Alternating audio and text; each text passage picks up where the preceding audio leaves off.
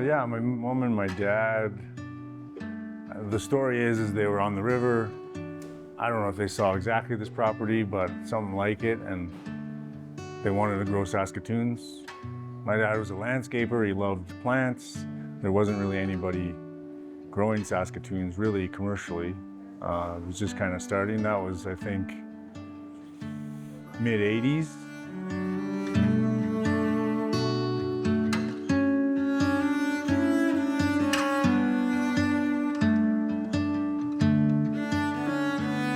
Saskatoon berry, called serviceberry, Juneberry.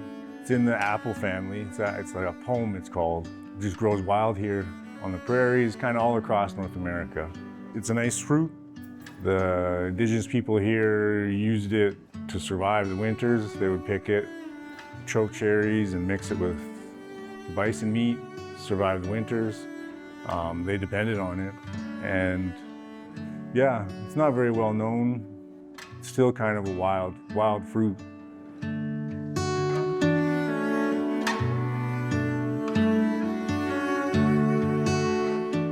I'm Austin, and yeah, I grew up on the farm. My mom and dad started it, and I've lived here my entire life, and I love my life here. It's a beautiful farm, and I'm very happy.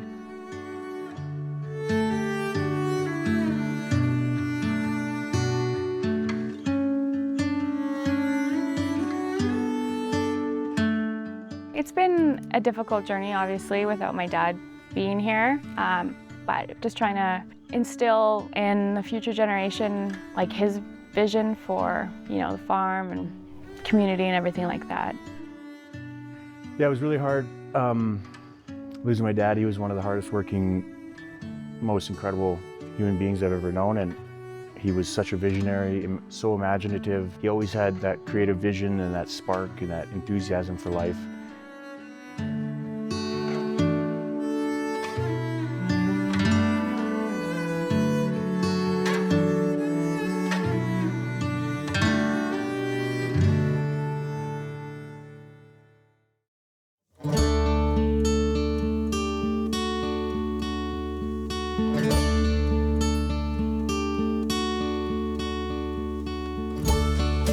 My name is Martin Espinosa. I am from Mexico. I am the head chef on the restaurant. I studied in the culinary school in Mexico, and I had a small pizza place in Mexico before coming to Canada. And then I just had the ambition to go outside from Mexico, and I just found the chance here, and they helped me. They helped me to bring my family with a visitor permit and an open work permit for my wife, and then they helped us to get the permanent residence.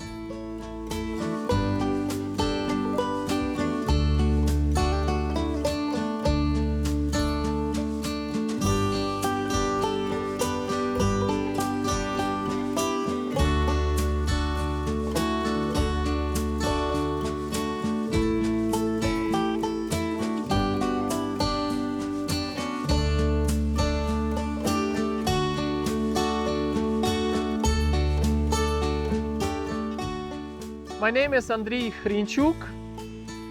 My role in the farm, I kind of manage a garden with some other people. Kind of control what we seed, how much we seed, what people like to see on our market.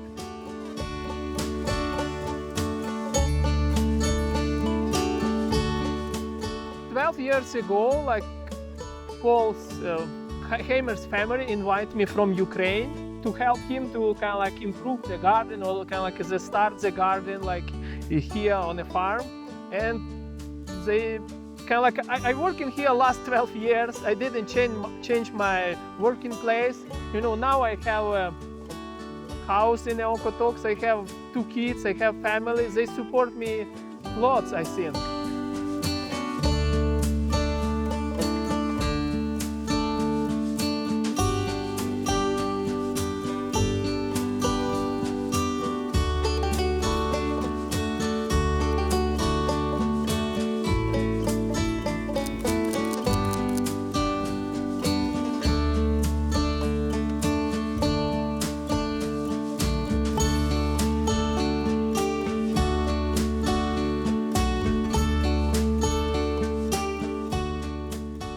My name is Elena Matkowska. I'm with the farm for about 12 years. So when I just came from Ukraine, Paul hired us to be a greenhouse worker. And then over the years, I've been helping with the wedding. So I'm also a wedding coordinator at the farm.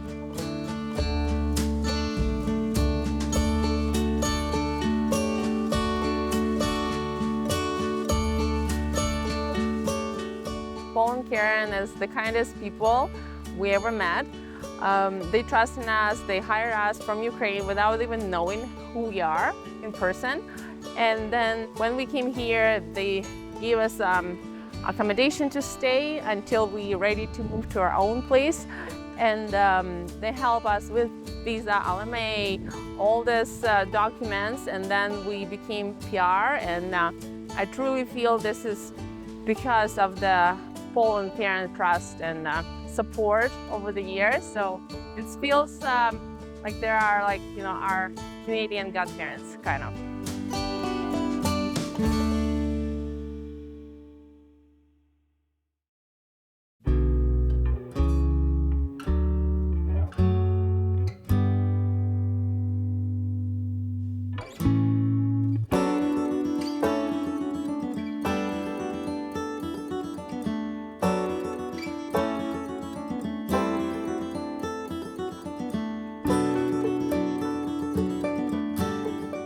My father's passing was definitely difficult.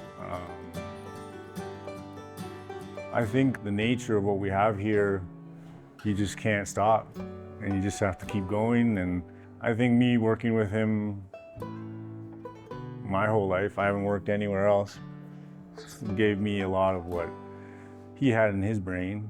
So helped me carry it on. And yeah, it's a nice place to be. So he created this basically for us. So we gotta honor his name and keep it going.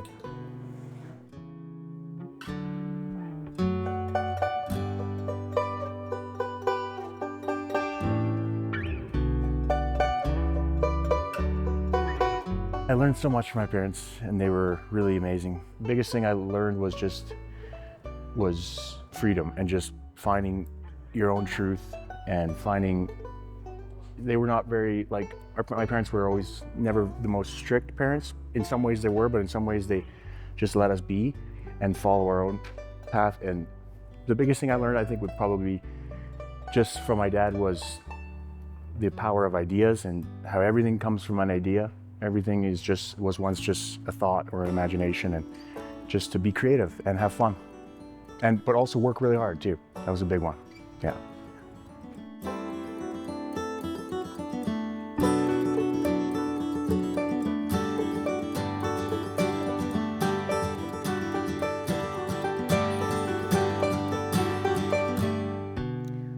Well, our values, or my parents' values and traditions, are obviously very well instilled in us. So I know with my brother's kids and my kid, just kind of knowing that the values and traditions that have been instilled in us are carried on through future generations with our children and our children's children.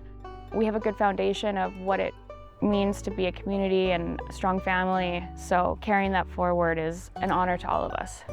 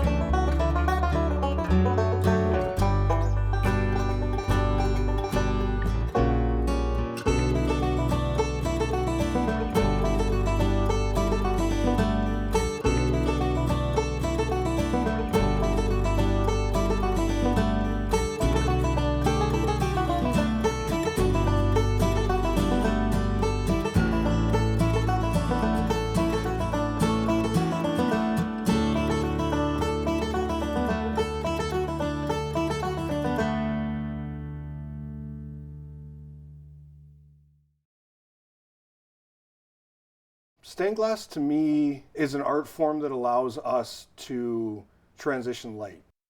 It allows us to change the feeling of a space or create a vibe in a space by changing the atmosphere inside of it.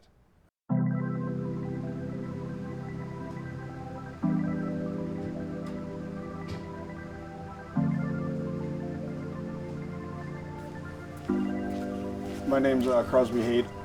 I'm the second generation owner and operator of Rubaiyat Stained Glass. I've been running our studio for about the last 15 years, and we are the only surviving stained glass studio in Calgary. My first stained glass experience was, I was rather young. I grew up in the studio. My father started it, and everything I've learned from my father. He's a self-taught artist in stained glass, and I've sort of picked up what he has taught me over the last 40-odd years. I primarily started doing stained glass out of a book. There was no place to learn it. There was no place to buy supply in Calgary at the time. But again, fortunately, I found my way through it, and I started building stained glass windows in the back of our original gallery. And then that carried forward for the last 50 years. Stained glass is a media that we use. It's formed in flat sheets for our use in a multitude of colors. So the technique is to design windows or lamps or artistic pieces that we then go forward and trace onto the colored glass that we want to use. We cut that glass, we now grind it. Once the glass is cut to design, we then put it together either with lead cane, copper foiling. Once it's assembled with the metal, we then flux and solder with lead and tin solder each joint or each seam to form one piece.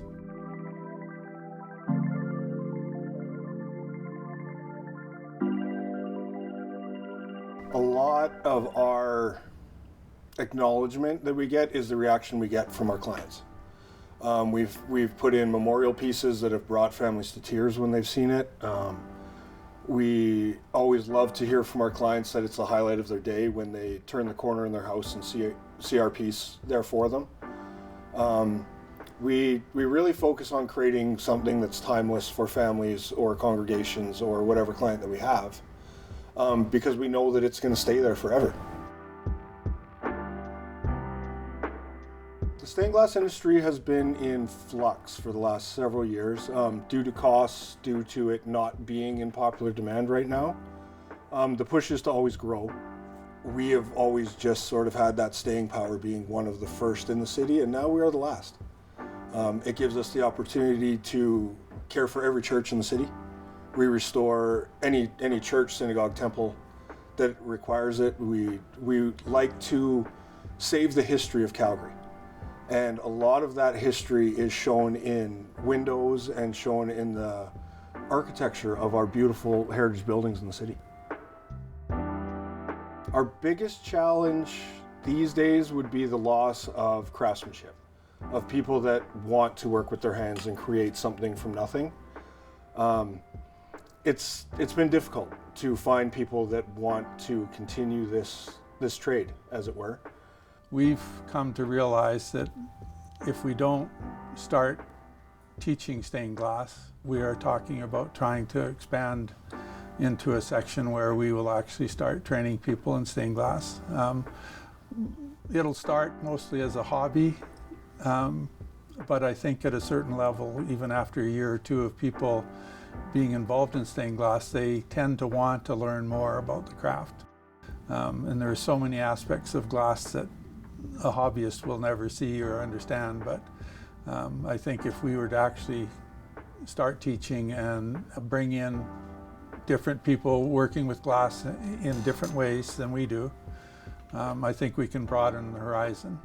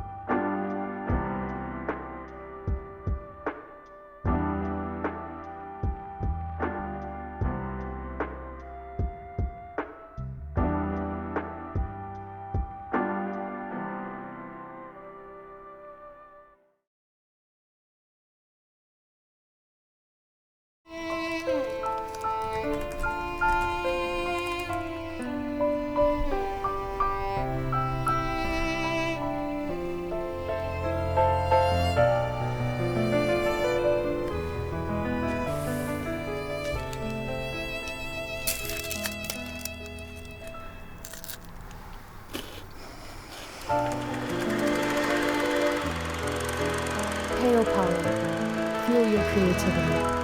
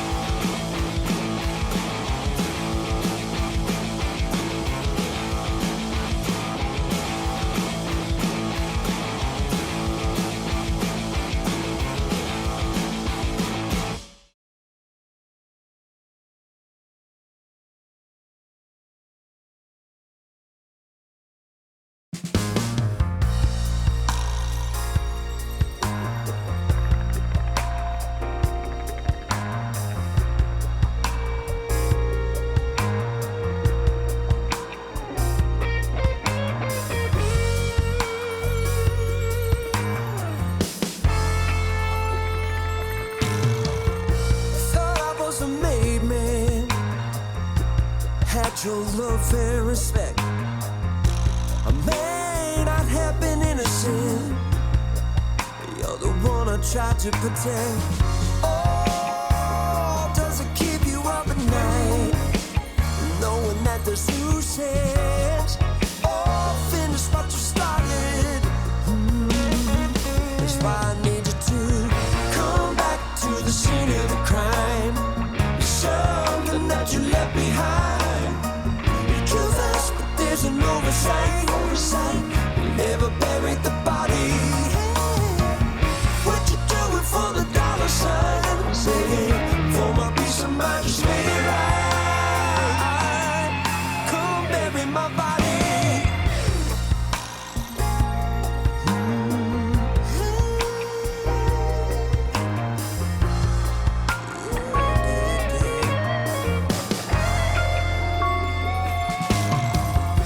Now I travel night to day, walk in the same hallway. All's fair in love and war. Even the battle dead get their score. Oh, but I love her still, even though she made the kill, and she put me on ice. That's why I need you to come back to the scene of the crime. Something that you left behind. Truth is, but there's an oversight. You never buried the body. Hey, what you doing for the dollar sign? For my peace of mind, just lay it right. Come bury my body.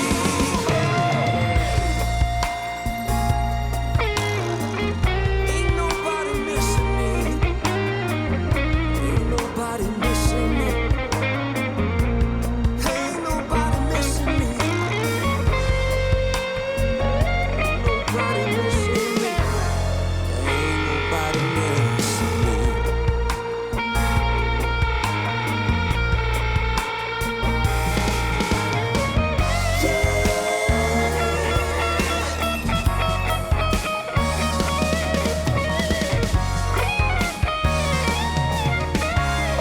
Make it right. That's why I need you to come back to the scene of the crime. Something that you left behind. You kill fast, but there's an oversight. You never buried the body. Hey, what you doing for the dollar sign? For my peace of mind, just lay it right. Make it right. Come bury my body.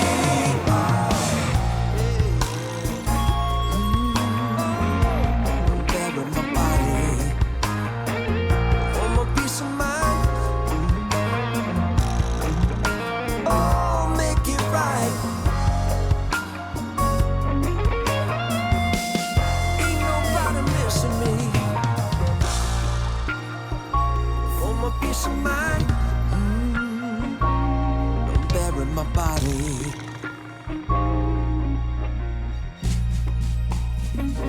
Ain't nobody missing me.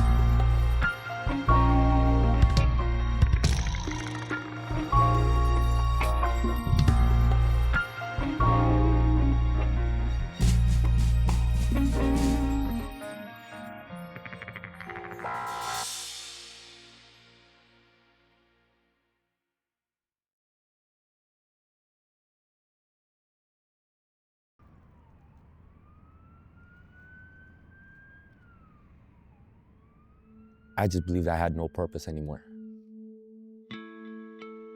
And my family gave up on me. My friends gave up on me. And the only one that I had that didn't give up on me passed. So I gave up. I went back to my old ways of violence, lust, stealing, robberies, you call it. My name is Paul. I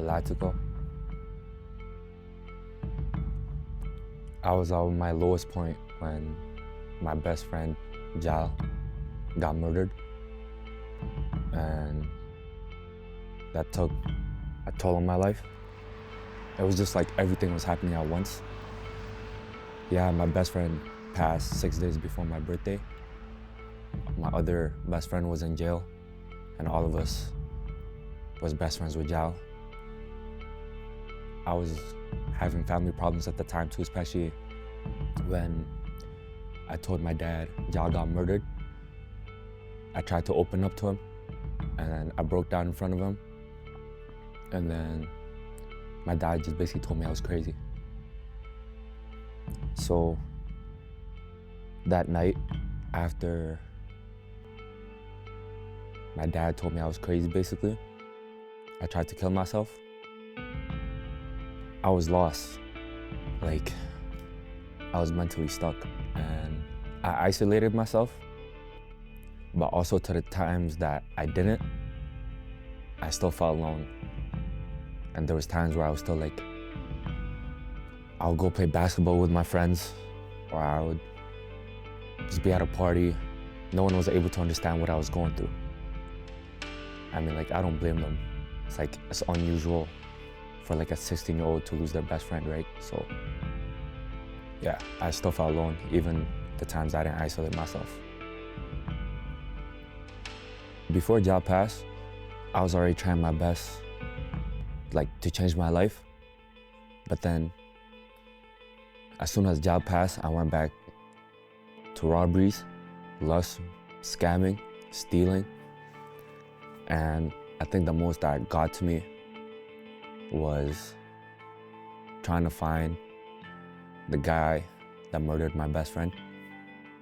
And I was trying to, like, get him back, like, kill him. And I think that was, like, the hatred that was being built up in me. As much as I can say everyone gave up on me, there was, like, 2 people that tried. But since I hated everyone, I just thought the love they were trying to show me was fake. And every time they tried to reach out, I would not answer calls, I would not answer texts. Yeah, I guess that affected a lot, because they were trying to show me real love, but I didn't want it, because I thought I'd be seen as weak for opening up, so I don't want to talk to anyone. I just always cried by myself. And I thought God owed me something. That was going through my head a lot. Since God allowed my best friend to be, like, taken away, I thought God owed me something.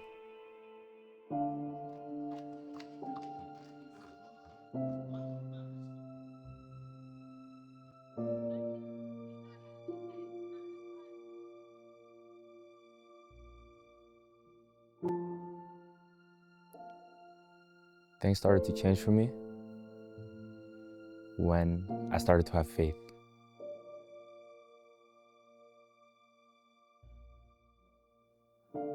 Reasons people seek help from a professional varies. Some people it's trauma, some people needing somebody to talk to, some people are just wanting support, and some people are wanting change. Most people actually all want change. He really was going through it from a very young age. A lot of things that were happening to him, a lot of things that it kind of seems like a lot of scars that he was not the one that caused. And so all of that kind of set the foundation and the ground footing for a lot of struggle. And then also compounding stress that happened over time. So for Paul, he started using substances, engaging in some high-risk behaviors, overindulging in high-risk behaviors, and that could have been a telltale sign that, like, something's wrong, something's going on here. And it appeared as though he also had a lot of anger. And so anger is also, it's a protective emotion. Anger usually is secondary to hurt. And so he's hurting. This is why this is all happening. And he doesn't know what to do with it. I started noticing changes in Paul when we had this one conversation at school. And basically we had a conversation about community and church, how you can't be alone in Christ, that you need a community. It was about little things, you know? And this guy stopped cussing. This guy actually, dropped every criminal activity, because I wasn't seeing him doing these things anymore. I wasn't hearing about him, these things anymore. And this guy was talking to me about church and community, and I was like, yo, this guy is changing. That's when I realized, like, yo, this guy's actually becoming, like, Christian, I'm not the only Christian in school. I started noticing when he was posting videos on Snapchat or, like, on his stories, spreading the gospel. And he was telling people, like, we're not here alone. God was with us and through hard times and through times of depression or like, you know, that's when I started noticing Paul like coming to Christ. I took that step first by having faith. I remember telling God back then where my faith was just like small. I don't have big faith, but I'm gonna try like 10%. And that faith like moved big mountains.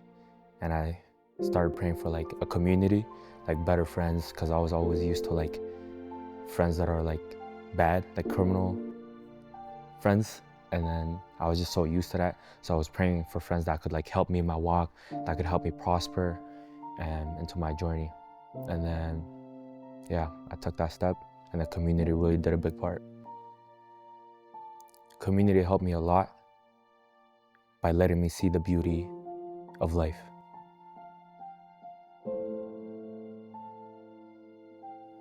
Anyone in Paul's shoes can also recognize that, like, although Paul's story, he found his change in a different way, that doesn't mean that your change has to come the exact way. So there is change, but there has to also be a willingness to change.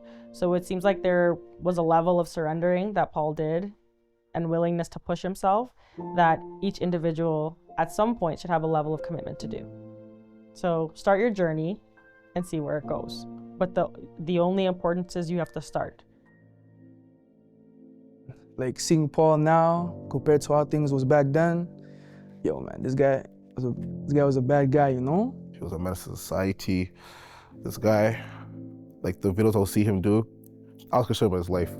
Like this, like him robbing people, him fighting people too, like robbing people broad daylight. It's insane. Back then, I didn't really see no purpose, no joy, and just always seeing drugs, weapons, stolen cars, and all around me. There was like a deep part inside of me where like, what am I doing with life? It's like, I'm so young, I'm 14, 13, 15, doing all these things. Like, what is my future gonna look like? So either I'd end up in jail or death. Paul now, oh, he actually changed a lot of things in the city, to be honest. I can't lie, like he changed a lot of things in the city. He brought a lot of people close to Christ. Even me myself too, he brought me close to Christ. He's a man of God now. He's actually changing people's lives. You know, he's appointed and anointed by God. He's actually out here doing kingdom business, kingdom work, all go to God.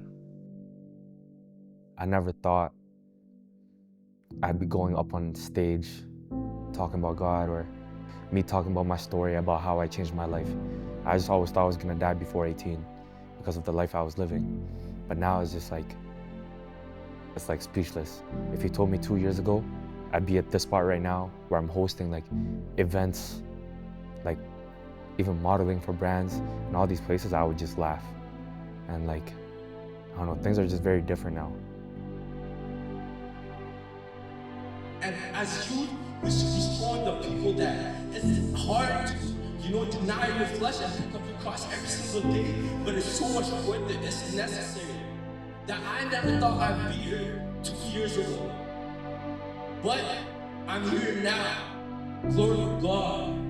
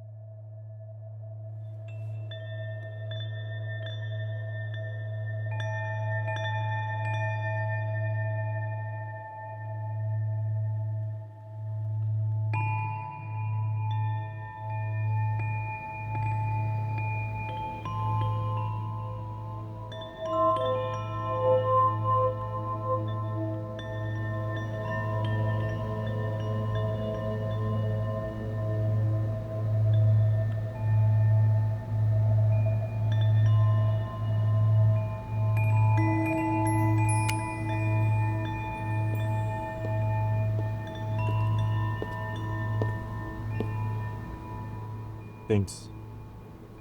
Any changes from before? Not really. I saw some movements though. Did you put it in the log? Sure.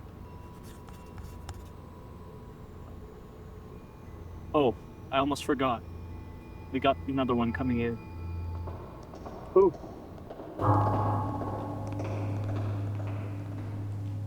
Good morning, Dr. Sturgis. How was your drive in? Not too bad. And good morning to you as well, Dr. Adamson, I presume. Mm-hmm. Well, shall we? Of course.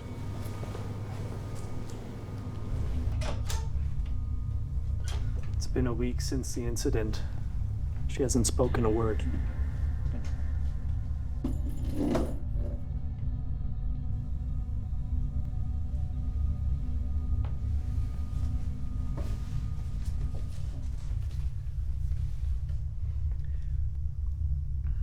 Dr. Adamson, is it possible if I conduct this session alone with Miss Gabrielle?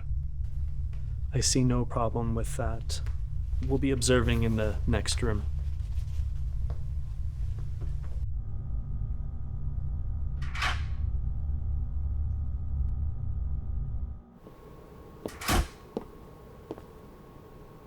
What do you think? He's one of the best psychologists in the country. I hear he wanted the case. Pulled some strings to be here.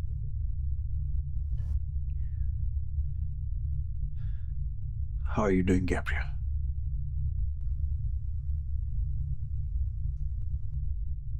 Do you know where you are now?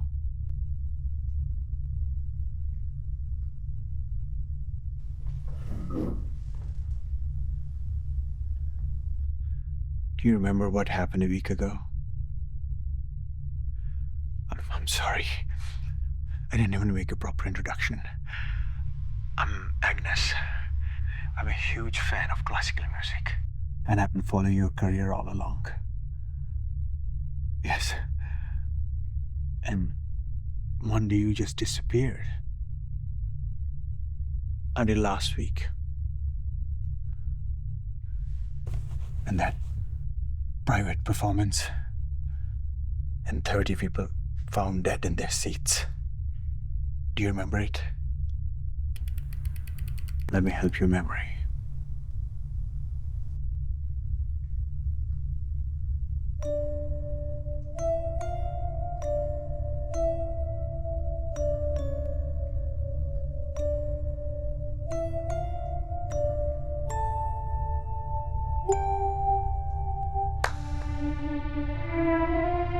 It's beautiful, isn't it? I didn't mean for it to happen. You got a gift, Gabrielle. You don't need to hide it. I know. All you want to do is to sing. You can.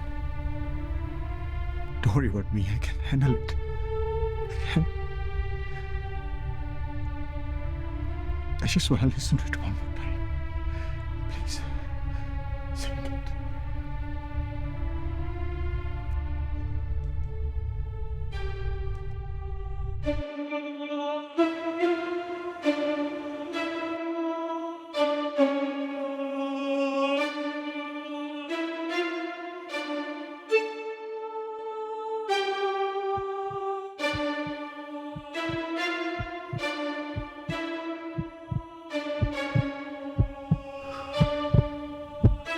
Something's wrong.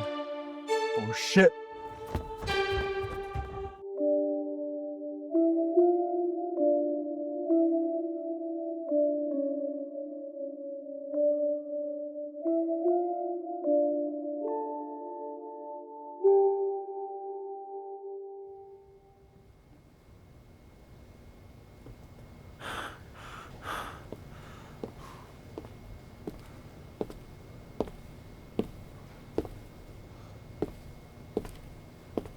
Glad to see you're awake, Doctor. What happened in there? Dr. Adamson, did you hear it? Hear what?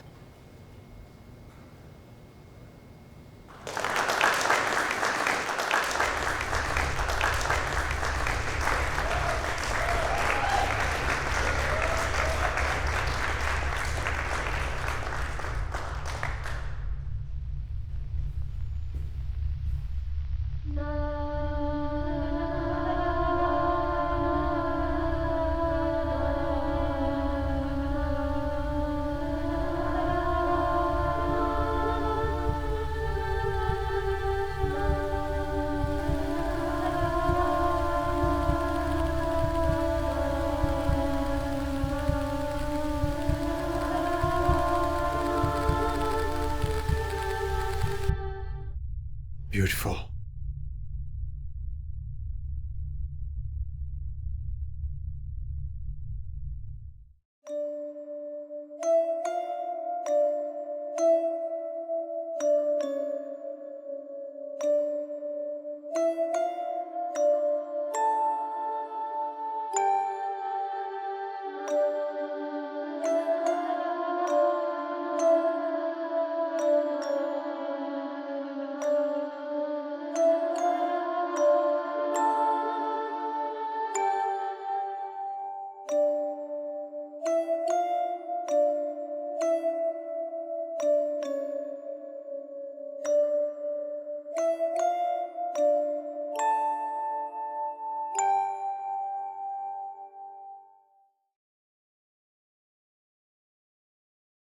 Did you bring the stuff? I got it. Right here.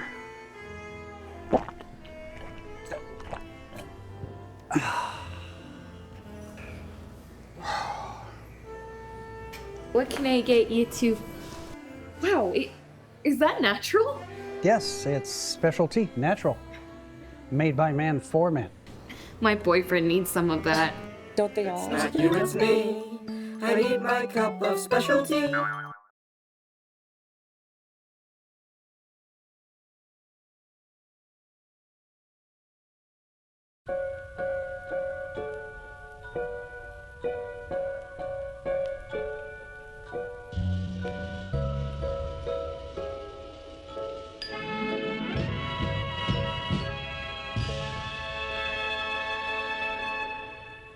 Good evening. I'm Diana Prescott, and we here at Channel 7 want to wish everyone a wonderful New Year's Eve, especially before tonight's big event. We recommend finishing up any last-minute tasks, whether it's that final load of laundry, saying goodbye to the neighbors, or, in my case, finally asking Jimmy from accounting out on a date. Better late than never, right, Jimmy? In just a few minutes, we're going to open the phone lines for one last call-in segment. If you and your family have any plans to make these last moments extra special, we'd love to hear them. We're looking forward to learning how everyone's decided to celebrate in their final hours. After all, it's not every day you get to experience a global event like this. Now, let's check in with our weather report to see if there are any last-minute updates. Over to you, Karen.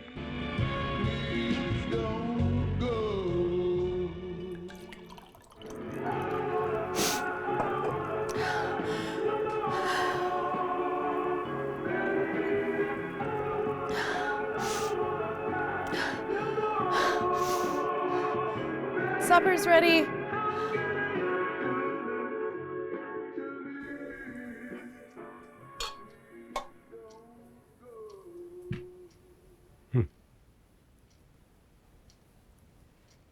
Sure took your sweet time here, huh?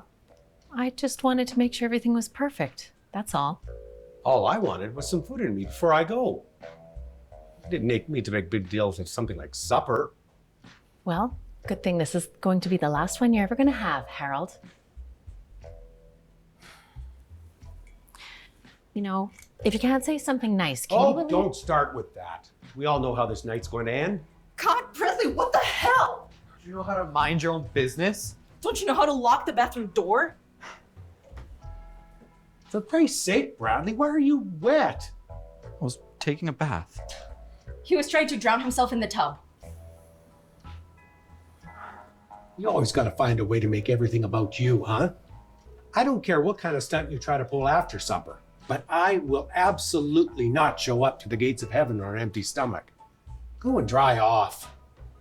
Gee, thanks for nothing.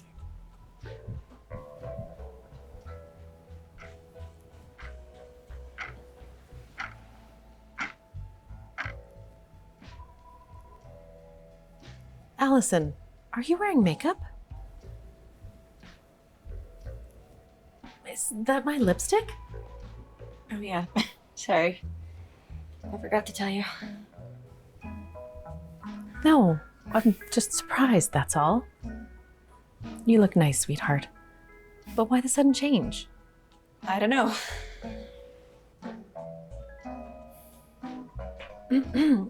Well, while we wait for Bradley to return, why don't we go around the table and share something we're thankful for? Since it's our final supper together as a family. How about some confessions? I know I have some things to say about the way this meal is looking. Well, Harold, I'm glad you can still be so honest with me in the face of nuclear fallout. It's good to know some things will just never change.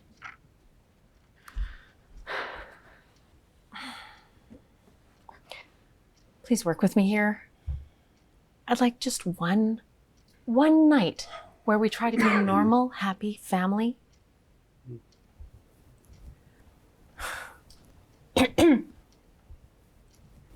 Grandma's got a confession. No, Mom. No, that's not what we're doing right now.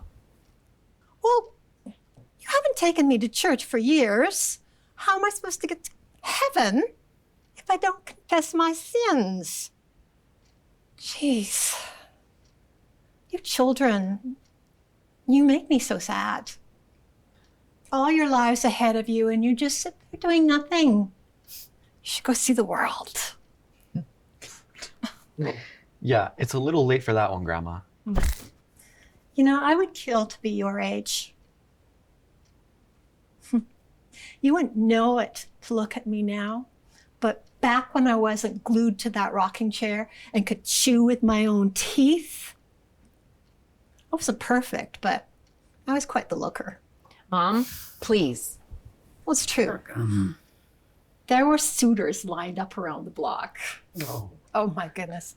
And your father, he would get so wound up when the mailman came around. Wonder what happened to him. He used to say that I was the bright spot in his day. and you know, your father, he was no mailman, but he could deliver those special packages like nobody else. Grandma. Oh. Mom, please sit down now. Jeez. I was just being a grandmother to these children.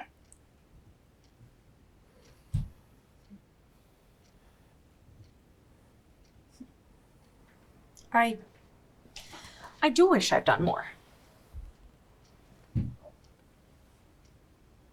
Maybe had a little more fun.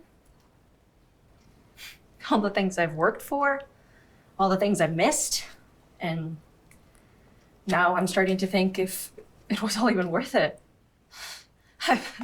I've never even fallen in love before. Now I'm never gonna get to experience that, so.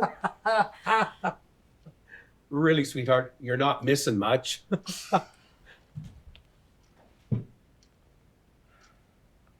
Honestly, Bianca, was this whole dinner setup even necessary? We could have just enjoyed our last moments, you know, alone, quietly, preferably with some takeout. Oh, right. Alone. Like you've been this whole marriage. You know, I thought that maybe, just maybe, you'd want to spend one night with your family. Don't worry. I ignored your father plenty, and look how that turned out. It'll be over soon. I'll see you really soon. Oh my goodness. This is hard as rock. I bet she said the same thing to the mailman, too. You are really not helping right now. Christ, Harold, can you for once just pretend that you care about this family? About me? Honestly, Bianca, I do care. But really, what's the point in making a big show of it? When this time tomorrow, we're going to be nothing but dust. Of course. No point in pretending. You haven't in years.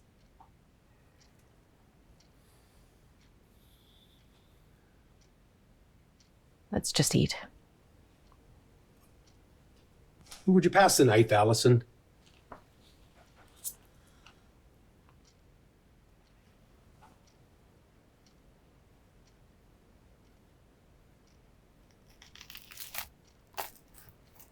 Chicken's looking a little dry.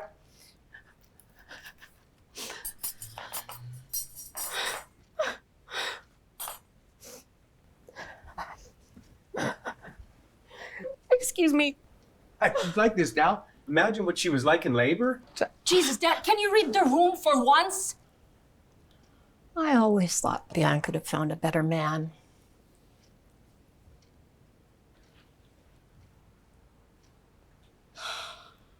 I'll talk to her. Yeah, you do that.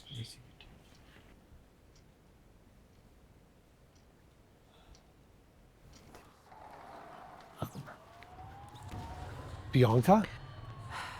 What? Look, I'm sorry about the chicken. And about everything. I don't know how to handle this. You don't handle things. You ignore them until they explode, and then you pretend like everything's fine. Look, I didn't mean for things to be like this, turn out like this. Really? Because it seems to me like you're perfectly content to let everything fall apart without lifting a finger. I'm sorry. I'll try to be here right now.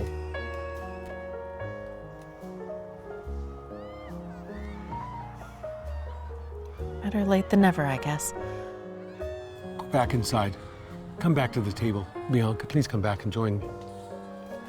Be there in a minute.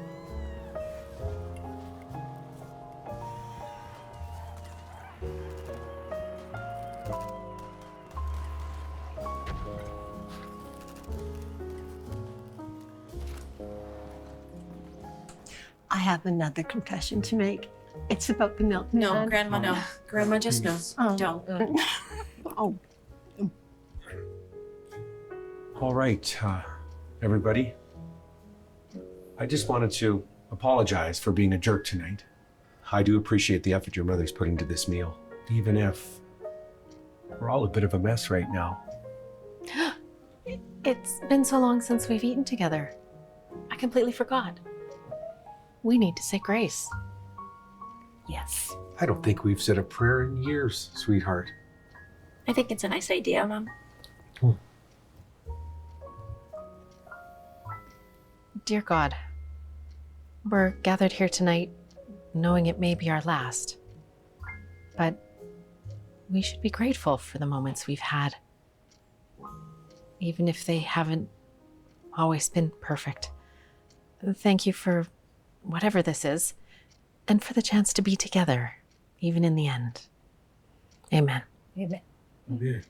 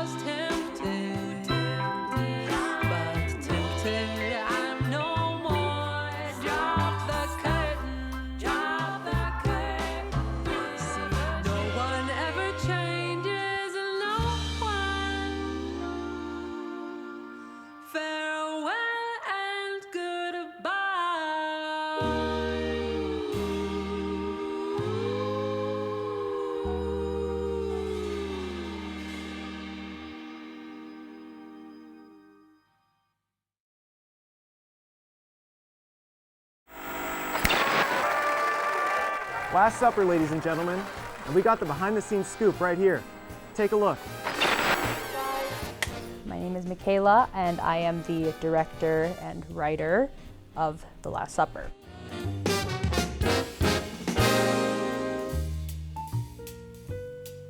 The Last Supper is about a dysfunctional family that gathers together for one last meal before the end of the world.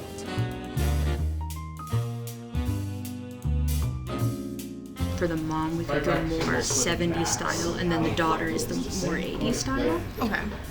I'm checking out the lights because I'm the gaffer. I'm the one who's to light the set. We're just setting up camera, making sure it works, making sure my cinematographer is happy.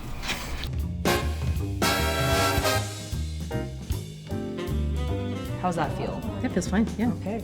I don't think we've said a prayer in years, sweetheart. No point pretending. You haven't in years. I wasn't perfect, but I was quite the looker. Mom. We just finished our read-through of the full script, and everybody seemed to like click, and they were all like chatting even before we really started our read-through, which is a good thing.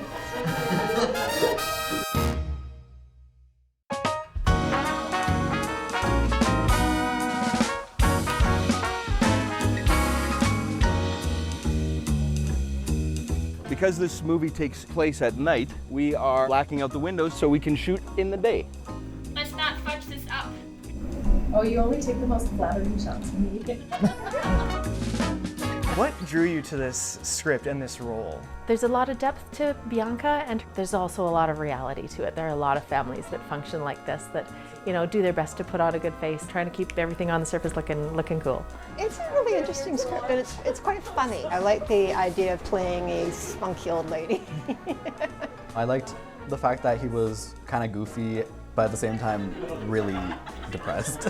SAIT draws me because I find SAIT to be, has been my training grounds too as an actor, so. There's such a sense of unity above everyone, and it just feels like one big party, but at the same time it is work, so it's like the most enjoyable place ever. Action. It's nice to know that some things will just never change. If you can't say something nice, can you at least... Oh, don't start with that. And your grandpa. He could deliver those special packages like nobody else. It was really good before, but now it's just like funnier. It's a story that's meant to feel relatable because I think at some point everybody has gone through some sort of family gathering where they're like, this is so awkward and I don't want to be here. Cue light. I'm like a traditional guy in terms of cinematography, so I took what I learned, like naturalistic lighting, just applied it to the shots. The squiggly lines. It's not just me going crazy. They have meaning. I'm pretty proud of the entire crew, even of the cast, and also of myself. Everybody good? Yes. We're supposed to wrap at 12 a.m.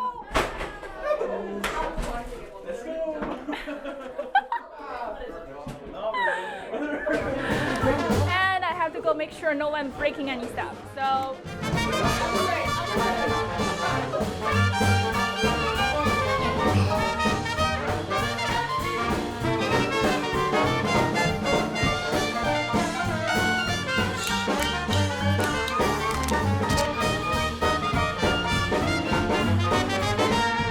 That's a wrap. What would you say your favorite part about being on set is? Everybody's working together. It's always the process for me. You just help people when you can. To work with you all. Just being with people you like. We push through. I got to yell at people. When everything's done and the camera is rolling, my job's done there. Having fun with you guys? The atmosphere and working with all these amazing people. I just want to go home. The wonderful crew that I get to work with. When Chris leaves. Helping out Chris. I hope you will love it. I hope you guys enjoy this movie. We work really hard. Enjoy the show! Enjoy the show!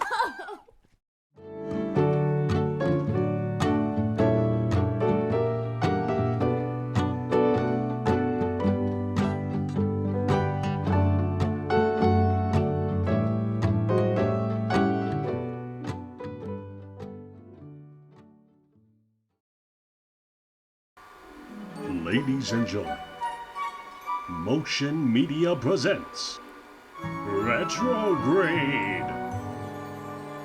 Brought to you by Motion Media. Do I have to tell you? Excited for this? Yeah. I'm excited. Yeah. Yeah, it's about to start soon. Yeah. Okay. Yeah, I'll call you later. Okay. I'll call you. Telling you. Everyone quiet. Phones off. It's time for part 2.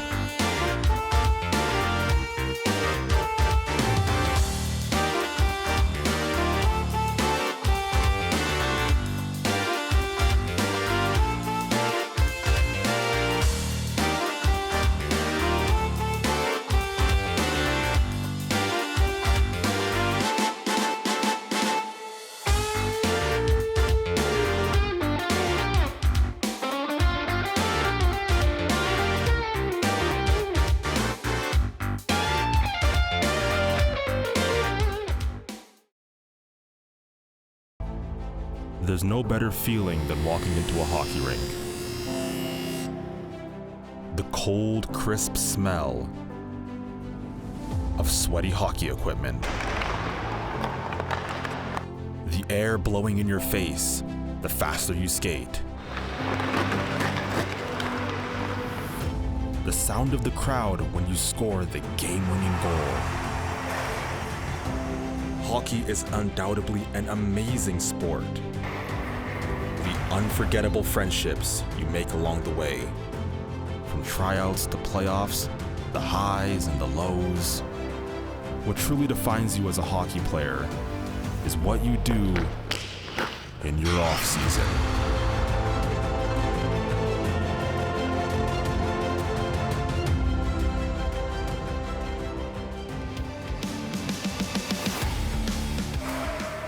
I do 100 shots a day to keep my shot good.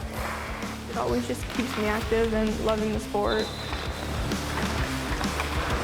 Yeah, an average competitive player, it's kind of a 365-day job year-round. A lot of kids skate on the ice throughout the spring, summer, even after the season.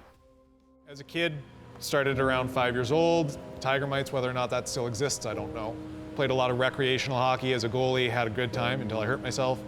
And then I've been doing this role for almost 16 years now. I fell in love with hockey by watching NHL. I fell in love with the sport of hockey because of my brother Cole. He's a really big inspiration for me, and he's a role model in general. I decided to be a goalie because I was just watching hockey, and then I decided to try it out. I fell in love with the sport when I was 5 years old. My grandpa and my dad used to watch hockey, the Vancouver Canucks, where I'm from, my hometown, Maple Ridge.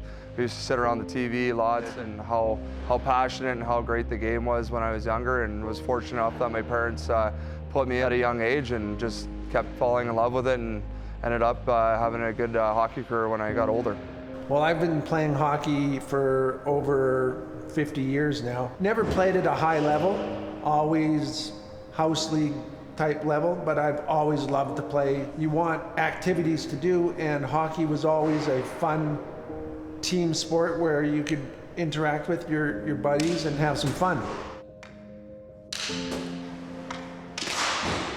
During the off season, I just play on the backyard of the streets. I do 100 shots a day to keep my shot good. I play rugby, which always keeps my cardio up and makes me keep being aggressive.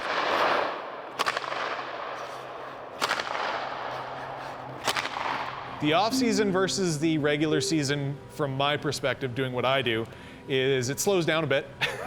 It definitely gets a little quieter. We have a chance to do various maintenance projects around the building. We still have other ice users. We have private users. Actually, we just had a group come off the ice that was 2 ex-NHLers teaching a camp figure skaters come and you get to actually see their journey from young to old, whether it's the off season when it's quieter or the regular season where you just never stop moving. It's our quieter period where we're still busy. A lot of kids skate on the ice throughout the spring, summer, even after the season. They train, 5 to 6 times during the week, and it's a big process, especially for the elite players that wants to be at a high level. The off season's important for me because it always just keeps me active and loving the sport, and always makes me sure I'm in my best shape.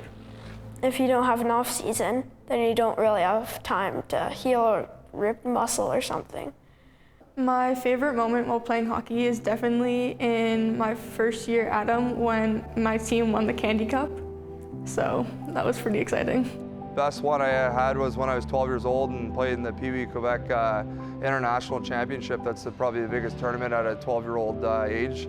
I played with a lot of guys on my team who are in the NHL or played professional hockey. And we ended up winning that tournament in front of 18,000 fans in the Pepsi Coliseum, so that was a pretty cool experience as a 12-year-old. My favorite moment was winning MVP award in Adam Year 1 because the recognition of the coaches feels really good.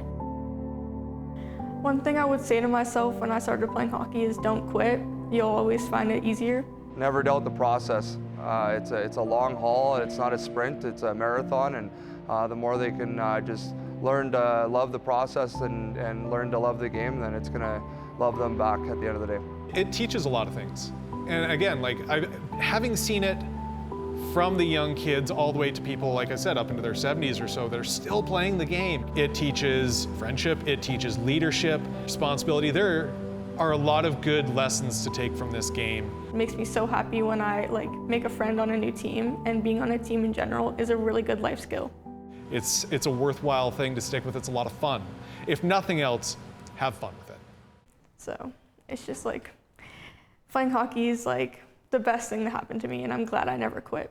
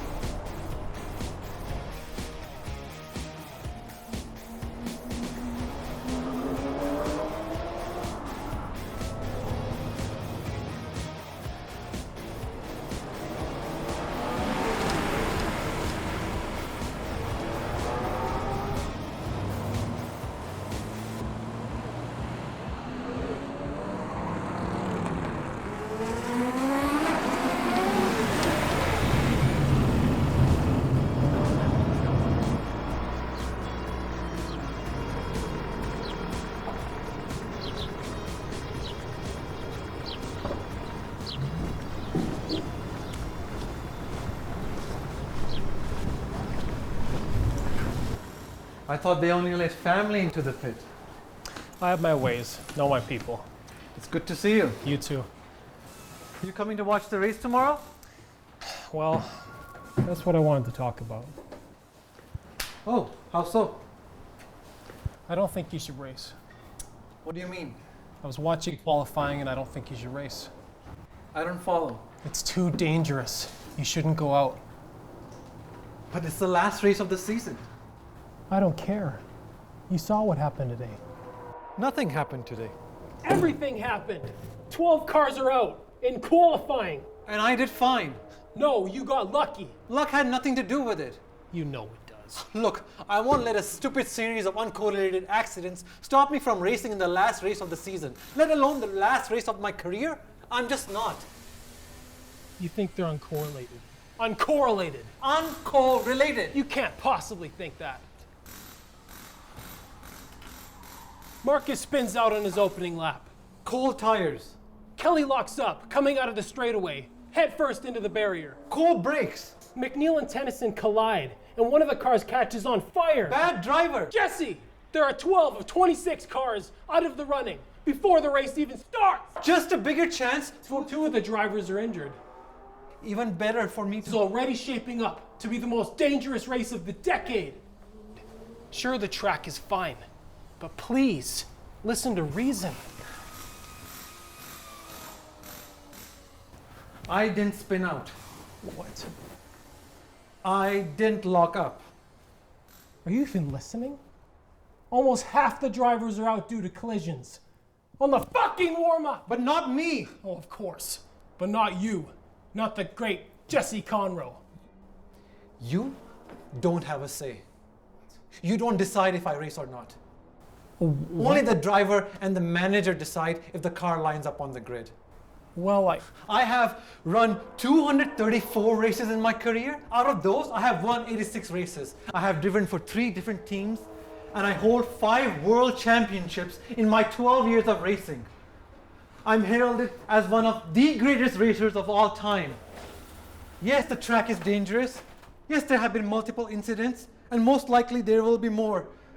But I've committed my life to the sport. I've committed myself to this team. I will not back down. I will drive one last time. I'm sorry, but this is the choice I've made. That's it then. Yes. I won't be there. What? I'm not gonna watch my childhood friend throw himself around a deadly race. It's not deadly. It takes one wrong move, one slip up. One. It won't be me. You can't promise that. I'm... Tell me after the race. Good luck.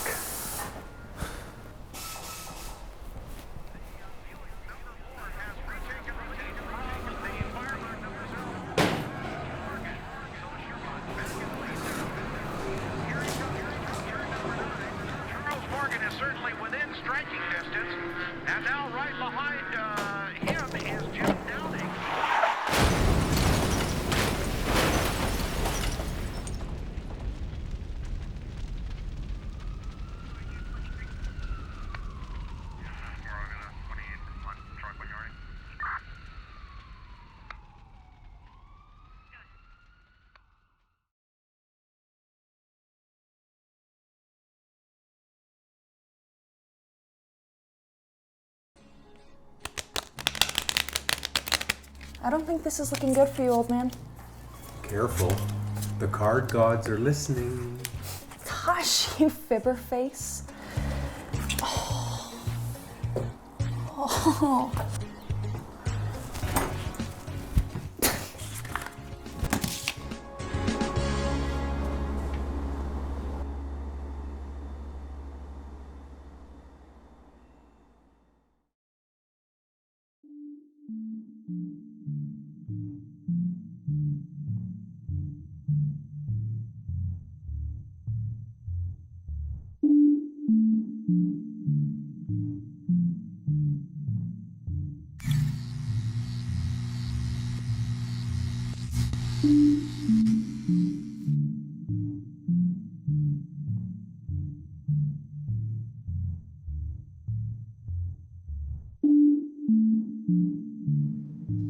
You having the country fried steak tonight, cowboy? Oh, you act like you never see me, and I'm in here every night. Anything for your Italian friend here? Espresso. Darling, we don't serve that here. This is a diner.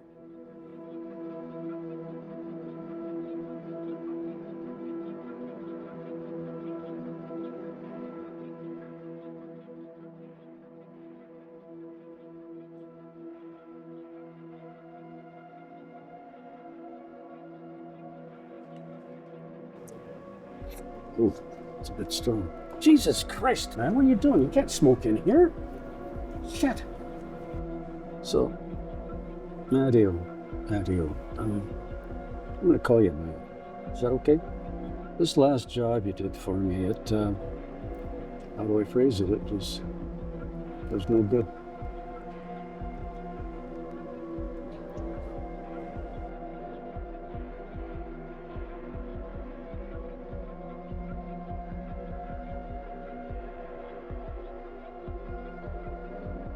Okay, I've got your country fried steak here, cowboy. Go. And don't you worry, I didn't forget about your gravy. I'll be back with it quicker than a cat can lick its whiskers. Man, ain't she great? Oh, Here you go, love. here's Saint Betty Lou. Enjoy. Well, as I was saying a moment ago, Matt, that, what do you think we should be doing about this little debacle? I'm sorry, cowboy. I completely. Mistakes happen. You know, I've made mistakes. You've made mistakes.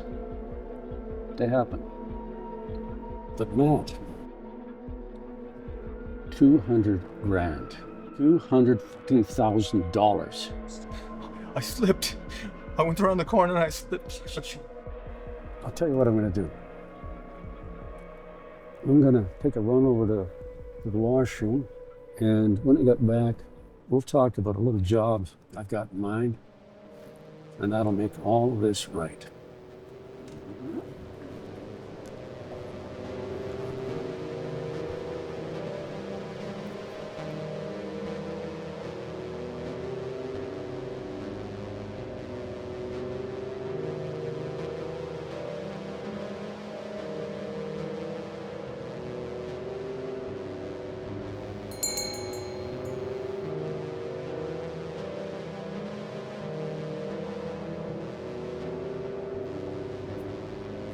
Hey, Mateo. How's it going? Where'd Cowboy get to? Bathroom.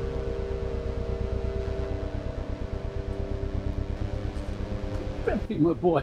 Howdy, partner. Jeez. Oh, man, here, have a seat. It's okay.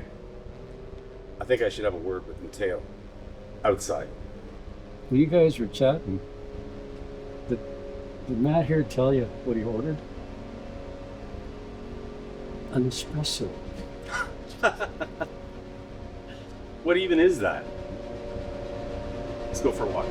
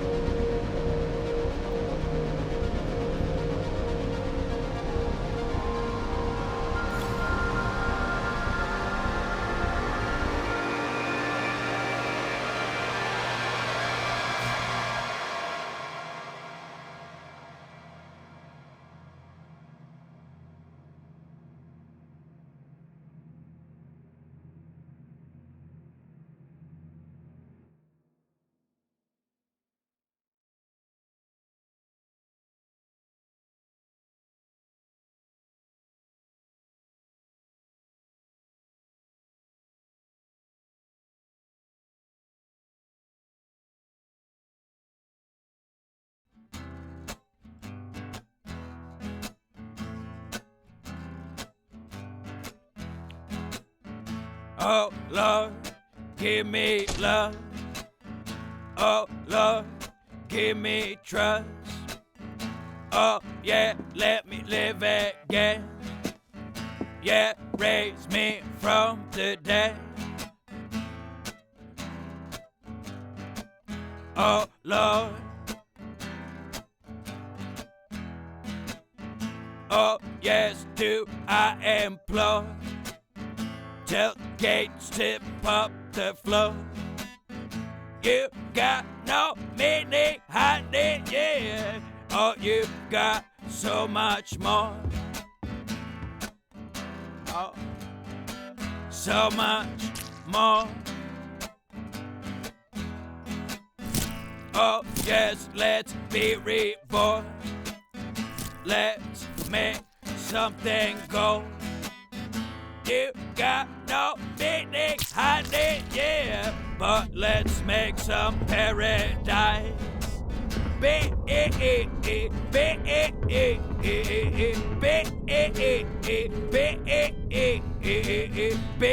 love, be strong, yeah. Be all, be all, be all. I don't care what you say, only care that your love comes true. Yeah, let's bring light to the darkness you reside in. Oh Lord,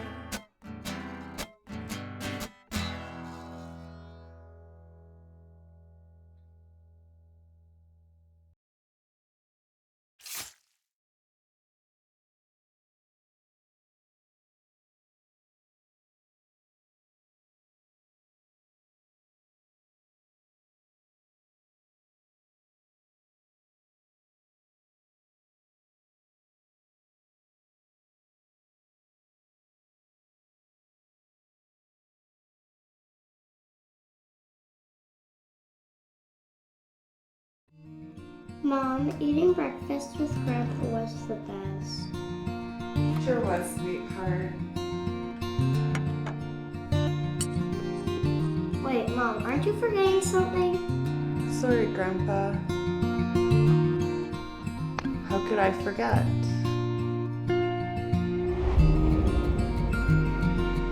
Grandpa's maple syrup. Family first. Thanks, Mom, I love you.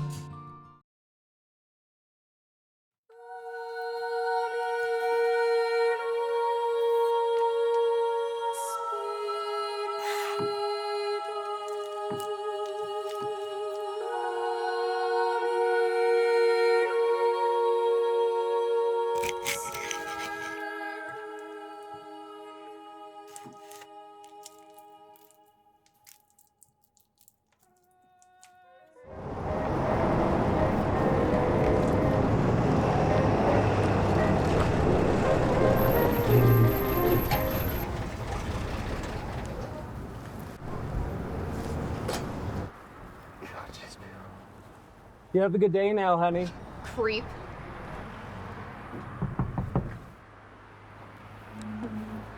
You done being a turkey? Should we burn rubber? Sure am.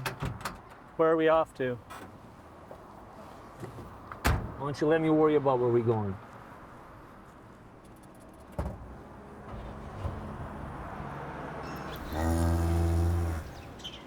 You done what I asked of you? Sure did. It's done. Nobody saw a thing. Good. You hide their breasts, I hope. Every single last one of them. Attaboy. Stick him in the icebox and I'll take care of him.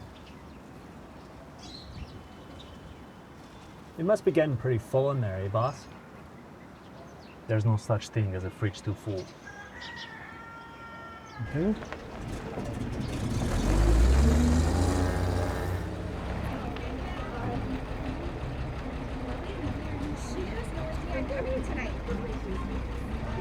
Keep the engine hot. This won't take long.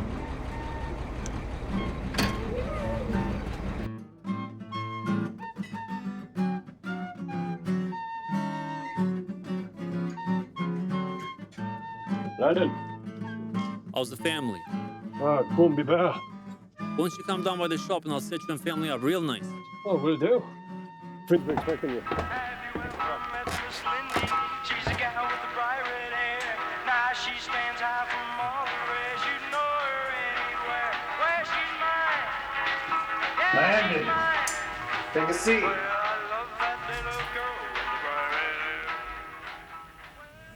Sorry I'm late, gentlemen. I had a fit with him, had to clean up.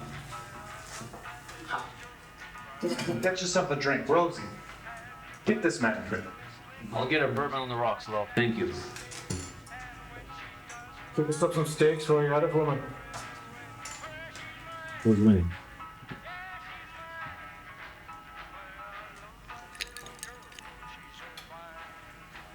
Yeah, she's gorgeous. Like a Rhine wine, gentlemen. She just gets better with age. You boys behave now. So, how was the meat I gave you gentlemen last week? The wife licked her plate clean. That's not the only thing I hear that woman loves to lick. Shut the fuck up, Mickey! My wife loves it, and she'll take some more if you got it. Meat is the one thing I'm never short on. Come by the shop later and I'll set you right up. Good. So, you take care of this little gout problem we've been having? It's nothing to hate more than a rat. That's something I think we can all agree on. Yes, it's done. Good. Okay, I'd best be gone. See you tonight, boss? Yeah, I'll be back after the game. See you then. You gentlemen have a good night now. You too, son.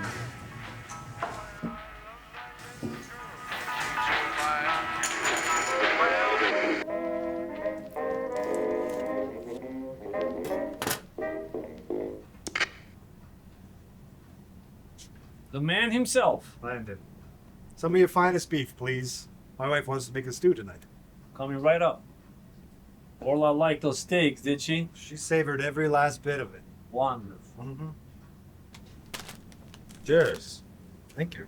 Enjoy, old friend. Well, we will.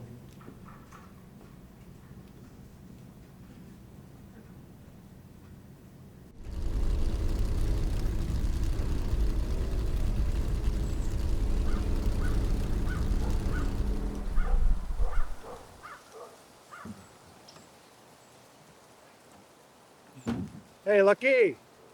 Lucky! Come here, boy. Come here. Yeah. Oh, yeah. You're a good boy. You're a good boy. You're a good boy.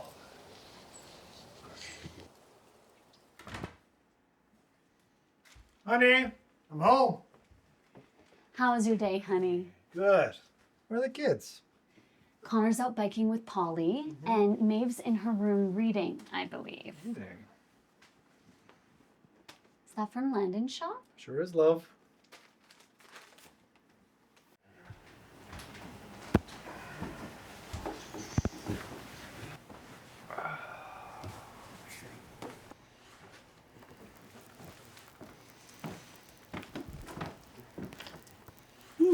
Thank you. Of course. So when's dinner ready? Shortly. Go wash your hands.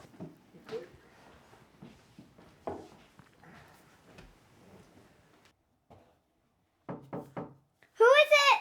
It's Pie. Can I come in? Of course, Daddy. Hey. What you reading over there, kiddo? Pinocchio. Pinocchio. Doing some big girl reading now, eh? Wow, beautiful. Can I see? Looks great. Hey, Mom says dinner's almost ready. So wash your hands, okay? Okay, Daddy. Dinner's ready. Kids, come eat your dinners. Coming!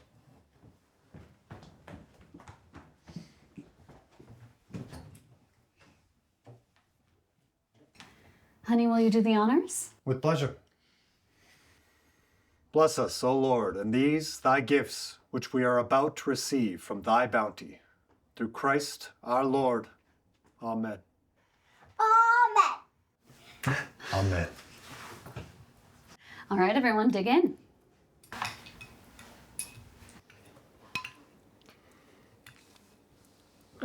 Dad, why is there a bone in my stew? What do you mean a bone? Let me see. What is it?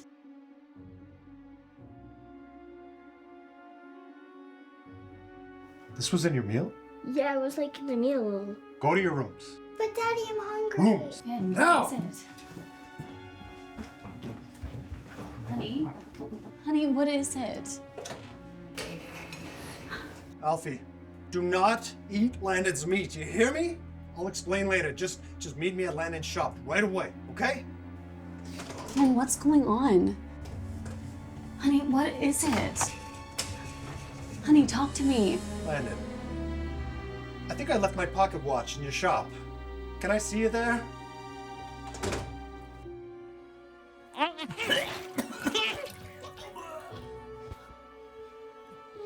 What is it, love? Is the meat compact? I'll explain later, but just get rid of that meat. Do whatever you have to do, burn it. Just get rid of it, okay? I gotta go, all right? I'll see you.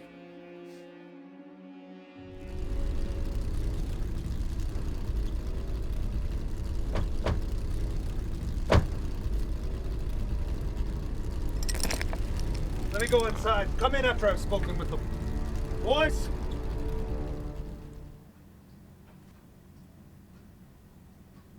Your pocket watch. I can't seem to find it. Well, it's a good thing I don't need the time to tell me how badly you fucked up. The meat wasn't to your liking, I see. Tell me why there was a human tooth in my kid's dinner tonight. Let's take a look in the back, shall we? Right. Go. Come on. Jesus! You asked me to clean up, and I do. What the fuck? Are you out of your fucking mind? A man needs to cleanse his soul before Christ. And I am that man. That's enough.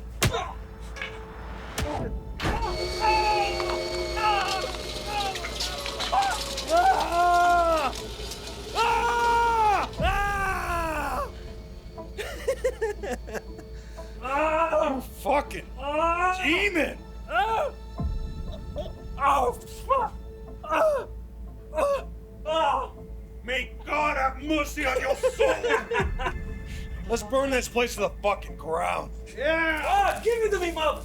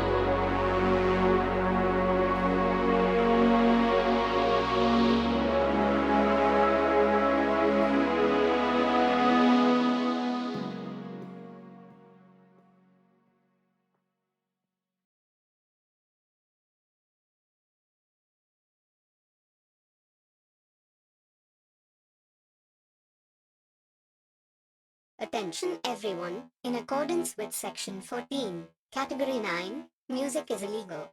Perpetrators will face hearing loss.